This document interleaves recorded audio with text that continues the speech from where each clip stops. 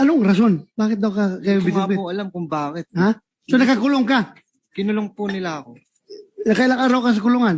1 linggo din po. Bakit ka nakalabas? Nag-bail po. Nag-bail ka? Opo. Pero anong kaso? Direct assault po. Nakipagsuntukan ka sa mga pulis doon sa loob ng istasyon? Magagawa ko po ba yun? Ang lalaki ng mga katawan po niyan. Bakit naman nagkasult? Kaya Mr. Chair, mapapamura kay pumunta lang itong pobre para hanapin yung kanyang tatay kung nandun nakakulong. Of course, pwede ba siya mag-direct assault? Istasyon ng pulis yun. And then, kinulong siya, kinasuhan ng direct assault. Sino nagkulong sa'yo? Si Yung Bernardo kalbo. po. Ay, yung walang buhok. Dinadamay mo pa ako dito, Mr. Kuan, ha? Bernardo. Ito ha, this is investigation in aid of legislation.